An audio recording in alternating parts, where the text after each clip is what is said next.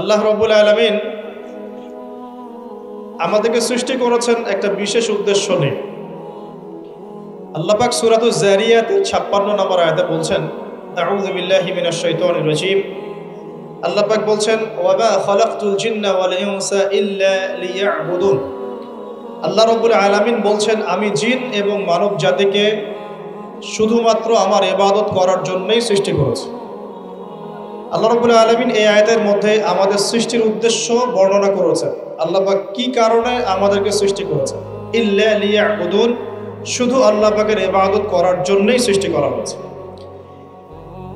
আল্লাহ রাব্বুল আলামিন একা ছিলেন, হুয়াল আউয়ালু ওয়াল আখিরু ওয়াজ যাহিরু ওয়াল বাতিনু ওয়া হুয়া বিকুল্লি শাইইন আলিম। আল্লাহ পাক সূরা হাদীদ এর 3 নম্বর আয়াতে বলেছেন, আল্লাহ পাকই প্রথম, আল্লাহই শেষ, আল্লাহ পাকই প্রকাশ্য, আল্লাহই গোপন, এবং তিনি প্রত্যেকটা বিষয় সম্পর্কে জ্ঞানী। এক সময় কিছুই ছিল না, শুধু আল্লাহ রাব্বুল আলামিন ছিলেন। আবার একটা সময় আসবে কিছুই থাকবে না, শুধু আল্লাহ পাক থাকবেন। আল্লাহ পাক প্রকাশ্য, অর্থাৎ আল্লাহ পাকের নিদর্শনগুলো প্রকাশ্য, এগুলোকে দেখে আল্লাহকে চিনতে হবে। আল্লাহ পাক গোপন, আল্লাহর মারেফত গোপন, এটাকে খুঁজে নিতে হয়, সবার সামনে এসে ধরা দিবে না। আল্লাহকে চেনার এবং আল্লাহকে পাওয়ার যে রাস্তা, এটা আপনাকে খুঁজতে হবে। ওয়া হুয়া বিকুল্লি শাইইন আলিম। আল্লাহ পাক প্রত্যেকটা বিষয় সম্পর্কে জ্ঞানী, এমন কিছুই নাই যে আল্লাহ পাকের জ্ঞানকে অতিক্রম করতে পারে। আল্লাহ পাক যাকে যতটুকু জ্ঞান দিয়েছেন, এর বাইরে কারো কোনো জ্ঞান নাই। সর্বপ্রথম আল্লাহ পাক একা ছিলেন। এখন যদি কারো মনে ওয়াসওয়াসা বা শয়তানি চলে আসে যে আল্লাহ পাক সবাইকে সৃষ্টি করেছেন, তাহলে আল্লাহকে কে সৃষ্টি করেছে, যেমনটা অনেকে এখন কথা বলে থাকে, তখন দায়িত্ব হচ্ছে বলতে হবে আমানতু বিল্লাহি ওয়া রুসুলিহি। কি বলতে হবে? আমার সাথে বলেন, আমানতু বিল্লাহি ওয়া রুসুলিহি। এবং বলতে হবে আউযু বিল্লাহি মিনাশ শাইতানির রাজীম, অথবা বলতে হবে আল্লাহুম্মা ইন্নী আউযু বিকা মিন হামাযাতিশ শায়াতিন ওয়া আউযু বিকা রাব্বি আন ইয়াহদুরুন। এটা বলে বাম দিকে 3 বার থুতু ফেলতে হবে, তাহলে শয়তানের এই ওয়াসওয়াসা মন থেকে দূর হয়ে যাবে ইনশাআল্লাহ। এখনকার বিশ্বের বেশিরভাগ মানুষ শয়তানের ওয়াসওয়াসায় চলে। এ কারণেই শয়তানকে দূর করতে হলে কিছু আমলের প্রয়োজন, যেমন 5 ওয়াক্ত নামাজ, সবসময় ওযু অবস্থায় থাকার চেষ্টা করা, কোরআন তেলাওয়াত করা নিয়মিত, সকাল সন্ধ্যায় আল্লাহর জিকির করা, এবং প্রত্যেক ফরজ নামাজের পরে তাসবিহ তাহলিল করা। কমপক্ষে সকাল সন্ধ্যায় 3 বার করে সূরা ইখলাস পড়া, কুল হুয়াল্লাহু আহাদ, এটা পড়া। সকাল সন্ধ্যায় 3 বার করে সূরা ফালাক পড়া, কুল আউযু বিরাব্বিল ফালাক, এটা পড়া। অথবা সকাল সন্ধ্যায় 3 বার করে সূরা নাস পড়া, কুল আউযু বিরাব্বিন নাস, এটা পড়া। সকাল সন্ধ্যায় কমপক্ষে 2 বার আয়াতুল কুরসি তেলাওয়াত করা। রাতের বেলা সম্ভব হলে সূরা মুলক তেলাওয়াত করা, অথবা সূরা বাকারার শেষের 3টা আয়াত তেলাওয়াত করা। এগুলো যে ব্যক্তি নিয়মিত তেলাওয়াত করে, চর্চা করে, সে শয়তানের ওয়াসওয়াসা থেকে দূরে থাকবে ইনশাআল্লাহ। আর শয়তানের ওয়াসওয়াসা অনেকভাবে হতে পারে। মানসিক, কোনো কোনো ক্ষেত্রে চোখের বদনজরও লাগতে পারে। চোখের বদনজর কিন্তু সত্য, যদিও বা বর্তমান বিজ্ঞান এগুলোকে স্বীকার করে না। আর বিজ্ঞান কোনো কিছুকে স্বীকার করলেই আমরা মানব, আর স্বীকার না করলে মানব না, এটা একটা কুফরি আকীদা। কি আকীদা? কুফরি আকীদা। বিজ্ঞান, যুক্তি, দর্শন এগুলো আল্লাহর বিধানের আওতাধীন। আল্লাহ পাকের বিধান এবং ওহী বিজ্ঞান, যুক্তি, দর্শনের আওতাধীন নয়। এই কনসেপ্টটা মুসলিমদেরকে আগে ক্লিয়ার করতে হবে। আল্লাহ রাব্বুল আলামিন তার ওহীর মধ্যে যে জ্ঞান নাজিল করেছেন, এটা চূড়ান্ত। কোনো জ্ঞান যদি এর ভিতরে পড়ে যায়, সেটা আমরা গ্রহণ করব, যেটা এর বাইরে চলে যাবে সেটাকে গ্রহণ করার প্রয়োজন নাই। দুর্ভাগ্যজনক হচ্ছে পশ্চিমারা সর্বপ্রথম নষ্ট করে দিয়েছে মুসলিম কমিউনিটিগুলোর পলিটিক্যাল সিস্টেম। দ্বিতীয়ত ধ্বংস করেছে মুসলিম জাতিগুলোর সামাজিক ব্যবস্থা। তৃতীয়ত ধ্বংস করেছে মুসলিমদের কালচার, সংস্কৃতি। চতুর্থ ধ্বংস করেছে মুসলিমদের অর্থনীতি। আর এখন ধ্বংস করতে চাচ্ছে মুসলিমদের শিক্ষানীতি। এখানে একটা চিরকুট আছে, পলিটিক্যাল আলাপ করা যাবে না। ওই জন্য আমি এখন মজা করে বলি যে পলিটিক্যাল আলাপ আমরা শিক্ষিতরা করতে পারবো না। কে করতে পারবে? হিরো আলম। কথা বুঝতে পারছেন না? ও ও করতে পারবে, ও প্রচারণা চালাতে পারবে, ভোট চাইতে পারবে, এমপি হতে পারবে, শিক্ষিত সমাজ কথা বলতে পারবে। সর্বপ্রথম যে বিষটা দেওয়া হয়েছে পশ্চিমা সভ্যতা থেকে, সেটা হলো মুসলিমদের একটা কমিউনিটি ছিল ইউনাইটেড, এটাকে কেটে টুকরা টুকরা করে বিভক্ত করে ফেলা হয়েছে। এটা 1 নম্বর কাজ তারা করেছে। 2 নম্বর, পলিটিক্যাল সিস্টেমগুলোর মধ্যে বিষ ঢুকিয়ে দেওয়া হয়েছে, বিষ। এখানে ভাইয়ে ভাইয়ে মারামারি করবে এখন, ভাই ভাই, দুজনেই ভাই। আচ্ছা, 3 নম্বর করা হয়েছে কালচার। আমাদের যে কালচারগুলো আছে, এই কালচারগুলোকে ধ্বংস করে দেওয়া হচ্ছে। পশ্চিমা কালচারে সব কিছুই চলছে, আমাদের চেহারা স্রোত থেকে শুরু করে আকীদা, আদর্শ, সব কিছুই, পরিবার, সব কিছুই। পশ্চিমা কালচার ছাড়া আমরা চলতে পারছি না। একটা বিয়ে হবে, সেই বিয়েতেও গিয়ে দেখবেন প্রথমে গায়রে মাহরাম, মাহরামের কোনো বাস বিচার নাই, যে যাকে পাচ্ছে হলুদ মাখাচ্ছে, ডিজে পার্টি হচ্ছে, ধুমধারাক্কা গান হচ্ছে। বিয়ের শুরুটাই হচ্ছে পশ্চিমা কালচার। প্রত্যেকটা সেক্টরে অর্থনীতি, আল্লাহ পাক ব্যবসা হালাল দিয়েছেন, আল্লাহ পাক দিয়েছেন যাকাত ভিত্তিক অর্থনৈতিক সিস্টেম, সাদাকা, ওশর, সাদাকাতুল ফিতর ইত্যাদি, এগুলো সব বাদ। এখন চলছে সুদ। কি চলছে? সুদ আর প্রতারণা, ঘুষ আর দুর্নীতি। এখানেও পশ্চিমা কালচার। আরেকটা কি? শিক্ষা। এখন শিক্ষার মধ্যেও আস্তে আস্তে সব পশ্চিমা কালচার ঢুকে দেওয়ার চেষ্টা করছে। আর আমরা কি করছি আসলে? আমরা আপোষে মারামারি কাটাকাটি করছি, আপোষে গীবত তমত সমালোচনায় ব্যস্ত আছি। কে কার ভুল ধরবো, কে কাকে আন্ডারস্টিমেট করবো, কে কাকে অনলাইনে ধুয়ে রেখে দিব, এগুলোই আমাদের কাজে। তো আল্লাহ পাক আমাদেরকে বুঝ দান করুন, বোধ শক্তি দান করুন, যে আল্লাহ পাক যেন আমাদেরকে বোঝার তৌফিক দেন। কোরআন এবং সুন্নাহর মধ্যে যে জ্ঞানটা আছে এটাই চূড়ান্ত। এর বাইরে অনেক জ্ঞান থাকতে পারে, সেই জ্ঞান আমরা নিব না এমন নয়, সেই জ্ঞানও আমরা নিব, কিন্তু যখন সেটা কোরআন সুন্নাহর মানদণ্ডে টিকে যাবে তখন নিব। দেখা যায় কোরআন সুন্নাহর সাথে সাংঘর্ষিক, সেই জ্ঞানটা আমরা নিব না, সিম্পল। কারণ আমরা তো মুসলিম, অন্যদের পরকালীন কনসেপ্ট নাই, অন্যদের পরকালের হিসেব নিকেশের ভয় নাই, তাদের পরকালীন কোনো চেতনা নাই, কিন্তু আমাদের আছে না? আমাদেরকে মৃত্যুবরণ করতে হবে, কবরে সওয়াল জবাব দিতে হবে, আমাদের হাসর, মিজান, পুলসিরাত আমাদের সামনে অপেক্ষা করছে। আর আমরা চাই জান্নাতে যেতে। কোথায় যেতে? জান্নাতে যেতে। তাহলে আমাদেরকে তো 8-10টা মানুষের মতো চিন্তা করলে হবে না, হবে? অতএব জীবনের প্রতিটা ক্ষেত্র আল্লাহ পাকের ওহির বিধানে যে চলবে, ইনশাআল্লাহ সে সফল, দুনিয়াতেও সফল, পরকালেও সফল ইনশাআল্লাহ। আর আমরা ইসলাম কারো উপর জোর করে চাপিয়ে দিব না। দিব? ইসলামের মধ্যে জোর জবস্তি নাই। লা ইকরাহা ফিদ্দিন, দ্বীনের মধ্যে কোনো জোর জবস্তি নাই। সত্য মিথ্যাকে স্পষ্ট করে উপস্থাপন করতে হবে। যার মনের মধ্যে আল্লাহ পাক হেদায়েত দিবেন, সে সত্যের পথে চলে আসবে ইনশাআল্লাহ। যাকে আল্লাহ পাক হেদায়েত দিবেন না, তাকে আপনি হাজার দিন বোঝালেও সে সত্য গ্রহণ করবে না। অতএব ফাযাক্কির ইন্নামা আনতা মুযাক্কির, আল্লাহ পাক বলেছেন তুমি উপদেশ দাও, তুমি শুধু উপদেশ দাতা মাত্র। লাস্তা আলাইহিম বিমুসাইতির, তুমি কারো প্রতি দারোগা নও, কাউকে চাপিয়ে দিতে পারবে না। ফাযাক্কির ইন নাফাআতিয যিকরা, উপদেশ দাও, যদি উপদেশ কাজে লাগে। সায়াযাক্কারু মান ইয়াখশা, যে আল্লাহকে ভয় করে সে অচিরেই কিন্তু উপদেশ গ্রহণ করবে।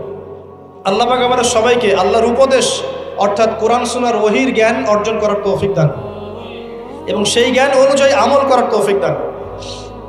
আল্লাহ পাক মানুষ সৃষ্টি করে কি করেছেন সেটা জানার আগে আমরা এটা জানবো যে আল্লাহ রাব্বুল আলামিন যখন একা ছিলেন, তারপর আল্লাহ পাক কি করেছেন জানতে ইচ্ছা করে না? আচ্ছা, আজকে আমরা হিস্ট্রিটা বলছি, শুনুন।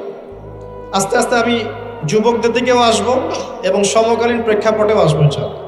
আর সবশেষে আমরা ফিনিশিং দিব এইভাবে, সমকালীন প্রেক্ষাপটে আমাদের করণীয় কাজগুলো কী কী, আল্লাহ পাক আমাদেরকে বোঝার তৌফিক দেন। আল্লাহ পাক একা ছিলেন, তারপর আল্লাহ সৃষ্টি করেছেন আরশে আজিম। এই জায়গাটা একটু ফাঁকা করো প্লিজ। আল্লাহ পাক সৃষ্টি করেছেন কি? আরশে আজিম। আরশ কি জিনিস? যেই আরশের ছায়ায় আল্লাহ পাক কিয়ামতের মাঠে 7 শ্রেণীর মানুষকে ছায়া দিবেন, যেদিন এই ছায়া ছাড়া অন্য কোনো ছায়া থাকবে না। আরশটাকে একটু বুঝি। একটা হাদিসের মধ্যে নবী সাল্লাল্লাহু আলাইহি ওয়াসাল্লাম বলেছেন, নবীর নাম শুনলেই দরুদ পড়বেন, বলবেন সাল্লাল্লাহু আলাইহি ওয়াসাল্লাম। নবীজি বলছেন, দেখো এই পৃথিবী থেকে প্রথম মহাবিশ্বের দূরত্ব হচ্ছে 500 বছরের পথ। কত বছর? 500 বছর। এভাবে দ্বিতীয় মহাকাশ থেকে তৃতীয় মহাকাশ দূরত্ব 500 বছরের পথ। এইভাবে প্রত্যেক আসমানের মধ্যে দূরত্ব হচ্ছে কত বছরের পথ? 500। সপ্তম আসমানের উপরে আছে সিদরাতুল মুনতাহা। কি আছে? এটা একটা কুল গাছ, বড়ই গাছ। নাসা আবিষ্কার করতে পেরেছে? অতএব বিশ্ববাসী বিশ্বাস করবে না। নাসা যদি কালকে বলে হ্যাঁ পাওয়া গেছে সিদরাতুল মুনতাহা, তাহলে বিশ্ববাসী বিশ্বাস করবে। একটা শিরকি দর্শন চলছে, কুফরি দর্শন। ও যখন বলবে হ্যাঁ তখন সবাই বলে হ্যাঁ, যখন তারা বলে না সবাই বলে না। আল্লাহ পাকের ওহীর জ্ঞানের কোনো মূল্য নাই সবার কাছে, ইল্লা মাশাআল্লাহ। সিদরাতুল মুনতাহার উপরে আছে কুরসি। কি আছে? কুরসি। আল্লাহ পাকের কুরসি, যেটা আপনি আয়াতুল কুরসির মধ্যে পড়েন, ওয়াসিআ কুরসিয়ুহুস সামাওয়াতি ওয়াল আরদ, মানে আল্লাহ পাকের কুরসিটা আসমান জমিনকে ঘিরে রেখেছে। আর বলে রাখি যে প্রত্যেক ফরজ নামাজের পর যে আয়াতুল কুরসি পড়ে, জান্নাতে যাওয়ার জন্য তার একটাই বাধা, মৃত্যু। মওত হয়ে গেলে জান্নাতে চলে যাবে। একটা হাদিস আসছে, রাত্রেবেলা ঘুমানোর সময় কেউ যদি আয়াতুল কুরসি পড়ে, সারা রাত আল্লাহর পক্ষ থেকে একজন ফেরেশতা তাকে পাহারা দিবে। এই ফেরেশতা তো দেখা যায় না, দেখা যায়? তো কয়দিন পর যদি বলে যে যা দেখা যায় না তা বিশ্বাস করা যাবে না, আসলে কিন্তু এপিস্টেমোলজি তাদের এটাই, যা দেখে না তা বিশ্বাস করে না। পশ্চিমারা কি ফেরেশতায় বিশ্বাস করে? কেন করে না? এটা তো একটা প্রশ্ন, উত্তরটা আমি বলছি আপনাদের। কারণ তাদের জ্ঞান তত্ত্ব হচ্ছে যা চোখে দেখি না, যা পরীক্ষা নিরীক্ষা পর্যবেক্ষণে আসে না, তার কোনো অস্তিত্ব নাই। এটা ওদের ফিলোসফি অফ এডুকেশন, শিক্ষা দর্শন। এটাকে আমরা ফিলোসফির ভাষায় বলি এপিস্টেমোলজি বা জ্ঞান তত্ত্ব। জ্ঞান তত্ত্ব টিচার যারা আছেন তারা বুঝবেন, তাদের জ্ঞান তত্ত্ব এমন। আর আমাদের জ্ঞান তত্ত্ব উল্টা, টোটালি ডিফারেন্ট। আমরা কি বলি? আমরা বলি ওয়াকুলিল হাক্কু মির রাব্বিকুম, সত্য আল্লাহর পক্ষ থেকে আসে। আমরা বলি যে অদৃশ্যে বিশ্বাস না করা পর্যন্ত কেউ মুমিনই হতে পারবে না। ইমানের কয় পিলার? ইমানের কয় পিলার? 6 পিলার।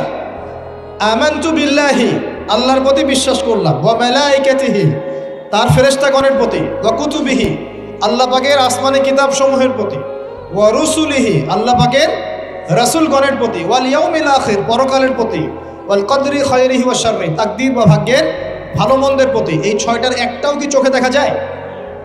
আল্লাহকে দেখেছেন? ফেরেশতা দেখেছেন? আমাদের নবীকেও কি দেখেছেন? শুধু কোরআনটা আপনি চোখের সামনে দেখছেন, আর কিচ্ছু আপনি দেখছেন। পরকাল দেখেছেন? তাকদীর ভাগ্য দেখেছেন? কিচ্ছু দেখি নাই। এই 6টা পিলারে বিশ্বাস না করতে পারলে কেউ মুমিন হতে পারবে না। পারবে?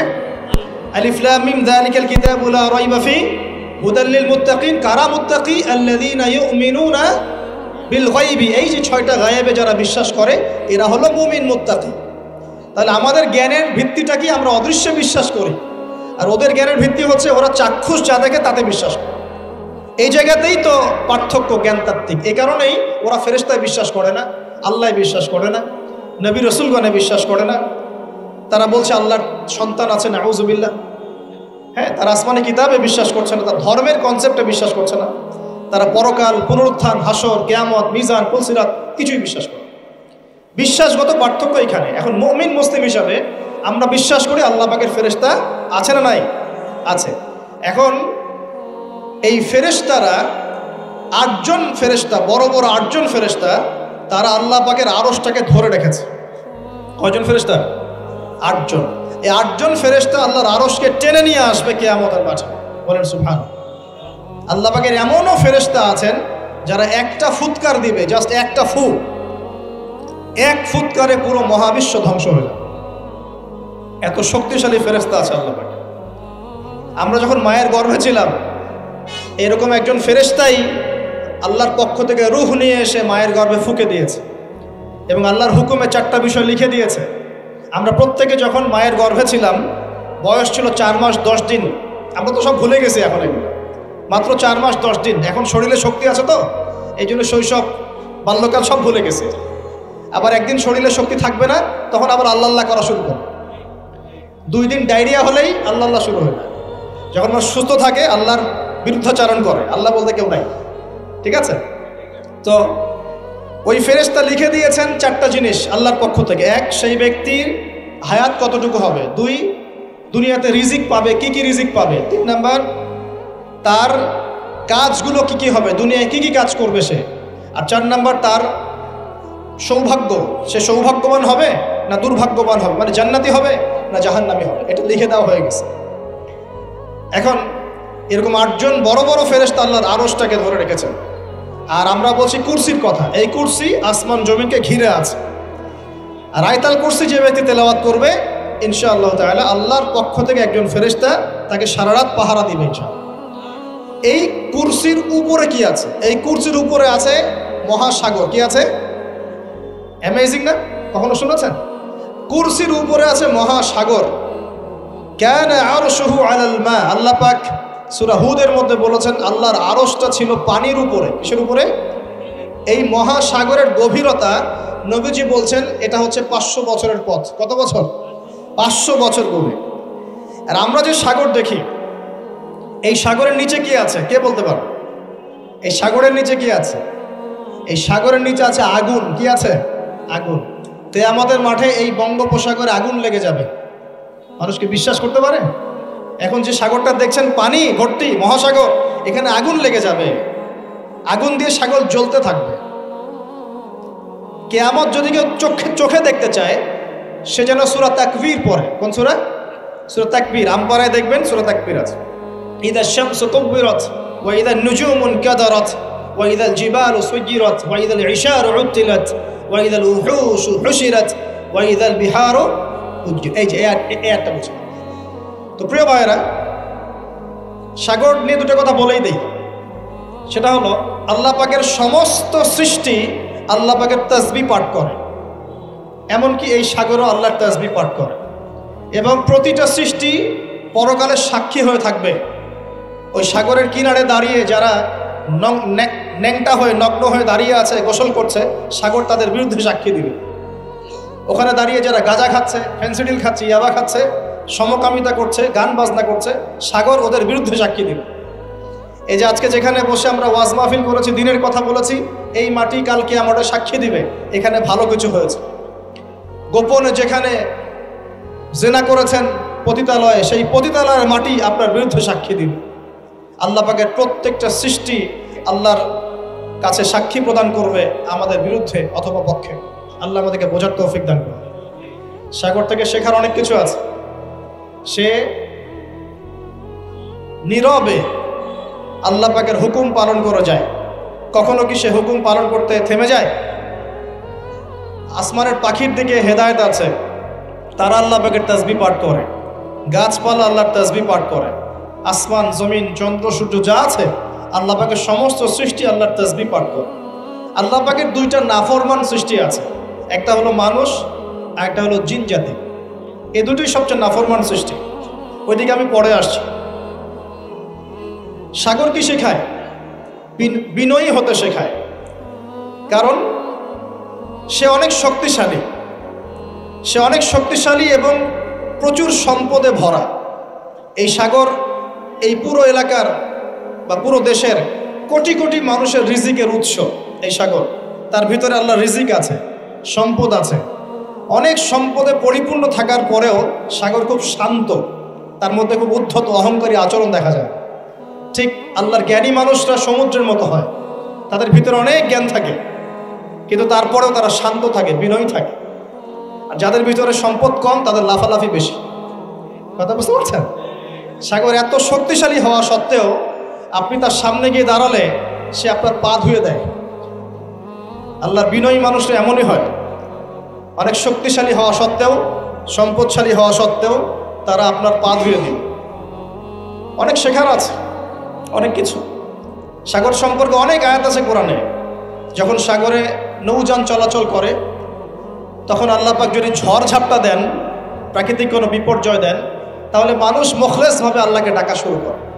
যখন সে সেখান থেকে উদ্ধার পায়, আল্লাহ পাক উদ্ধার করে দেন, বিপদ থেকে বাঁচিয়ে দেন, আবার সে আল্লাহর সাথে শিরক করা শুরু করে। এই আয়াতগুলো সূরা ইউনূসের মধ্যে আছে। তো আমরা চেষ্টা করব সাগরের মতো সম্পদশালী হওয়ার জন্য। সম্পদশালী ভিতর থেকে, ভিতরে সম্পদ থাকবে, যেমন ভিতরে জ্ঞান থাকবে কিন্তু বাইরে বিনয়ী ভাব থাকবে। সাগরের মতো পা ধুয়ে দেওয়ার মানসিকতা থাকতে হবে। এবং যখন সে আল্লাহর হুকুমে মানে গর্জন প্রদান করা শুরু করে তখন কিন্তু সামন পিছন সব ভাসিয়ে নিয়ে চলে। তাই নর্মালি শান্ত থাকতে হবে, যখন আল্লাহর হুকুম আসবে তখন ঝাঁপিয়েও পড়তে হবে। কথা কি বুঝতে পারছেন? সমুদ্রের মতো অনেক কিছু শেখার আছে। এগুলো শিখতে হলে আগে দৃষ্টিভঙ্গি চেঞ্জ করতে হয়। সাধারণ মানুষের মতো সব দেখলে হবে না, আপনাকে খিদর আলাইহিস সালামের মতো দেখতে হবে। কার মতো? মুসা আলাইহিস সালাম বলছেন যে নৌকা ফুটা করলেন কেন? সূরা কাহফ কেউ পড়েছেন? সূরা কাহাফ পড়েছেন তো? নবী মুসা আলাইহিস সালাম বলছেন নৌকা ফুটা করলেন কেন? তিনি বলছেন নৌকা ফুটা না করলে জলদস্যু নিয়ে চলে যেত। মুসা আলাইহিস সালাম বলছেন নিষ্পাপ বাচ্চাকে হত্যা করলেন কেন? খিদর আলাইহিস সালাম বলছেন এই বাচ্চাকে হত্যা না করলে এই বাচ্চা বড় হয়ে বড় কাফের হতো, পিতা মাতাকেও কাফের বানাতো। মুসা আলাইহিস সালাম বলছেন এই দেয়াল কেন নির্মাণ করলেন পারিশ্রমিক ছাড়াই? তিনি বলছেন দেয়াল নির্মাণ না করলে এর নিচে থাকা সম্পদ, এতিম বাচ্চাদের সম্পদ মানুষ নিয়ে চলে যেত। তিনটা প্রশ্নেই মুসা আলাইহিস সালাম বাইরের চোখ দিয়ে দেখেছেন, খিদর আলাইহিস সালাম তার ভিতরের চোখ দিয়ে দেখেছেন। এই যুগে যদি আপনি ফিতনা চিনতে চান, দাজ্জালীয় সভ্যতাকে চিনতে চান, তাদের প্ল্যানগুলো বুঝতে চান, স্বাভাবিক দৃষ্টিভঙ্গি দিয়ে দেখলে হবে না, ভিতরের চোখ দিয়ে দেখা শিখতে হবে। এটা সবচেয়ে বড় কথা আজকের মাহফিল। দৃষ্টিভঙ্গি চেঞ্জ করতে হবে, তারপরে আপনি ফিতনা ধরতে পারবেন, সমাধানও খুঁজে বের করতে পারবেন ইনশাআল্লাহ। তবে বাস্তবতা কি জানেন? বাস্তবতা হচ্ছে খিদর আলাইহিস সালামের মতো মানুষদেরকে এই সমাজ মূল্যায়ন করে না। যাদের মধ্যে খিদরের মতো অন্তর্দৃষ্টি আছে তাদেরকে সমাজ মূল্যায়ন করে না, তাদেরকে মানুষ বলে পাগল। যেমন নবী সাল্লাল্লাহু আলাইহি ওয়াসাল্লামকেও মানুষ বলেছিল মাজনুন, পাগল হয়ে গেছে। নবী সাল্লাল্লাহু আলাইহি ওয়াসাল্লামকে মানুষ বলছে সাহের, জাদুকর, মাজনুন, ফারিকুল জামাআ, বলছে সাবিঈ, কত কথা বলেছে।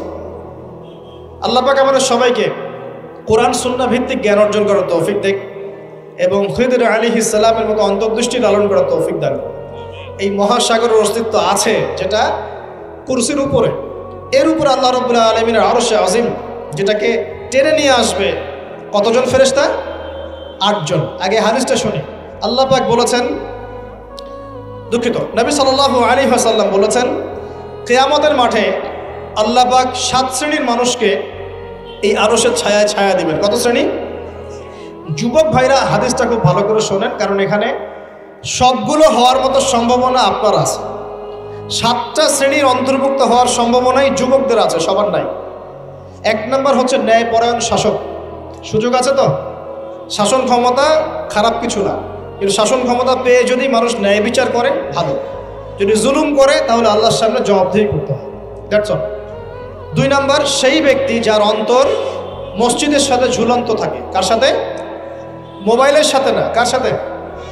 এখন অন্তর কার সাথে ঝুলন্ত থাকে? মোবাইলের সাথে। মসজিদের সাথে অন্তর ঝুলন্ত মানে কি? এটা কি সত্যি সত্যি কলিজে ঝুলা আছে? রূপকতা। মানুষ তো রূপক অর্থ বুঝতে পারে না এখন। মানে আপনি নামাজের জন্য, জামাতে নামাজ পড়ার জন্য উদ্গ্রীব হয়ে থাকেন, এটা হলো মসজিদের সাথে ঝুলন্ত হৃদয়। এরপর সেই ব্যক্তি, সেই যুবক যে তার যৌবনকালটা আল্লাহ পাকের ইবাদতে কাটিয়ে দিয়েছে। সুযোগ আছে না? আছে কি নাই? যুবকদের সুযোগ আছে কি নাই? 4 নাম্বার সেই ব্যক্তি বা সেই 2 ব্যক্তি যারা একে অপরকে আল্লাহর জন্য মহব্বত করে।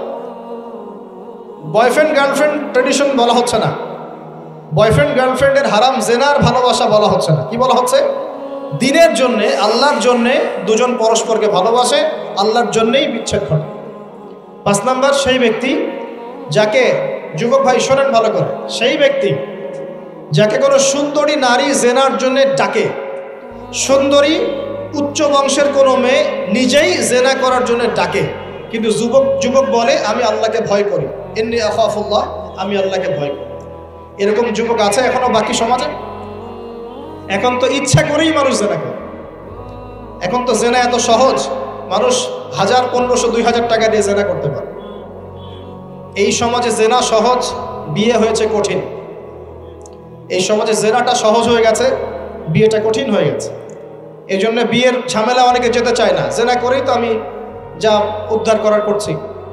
বিয়ে করলে খাওয়াতে হবে, নিজের গায়ে দাঁড়াতে হবে, এই লাগবে সেই লাগবে, সুবহানাল্লাহ। কিন্তু প্রিয় ভাই মনে রাখবেন, যদি আপনি জেনা থেকে বেঁচে থাকতে পারেন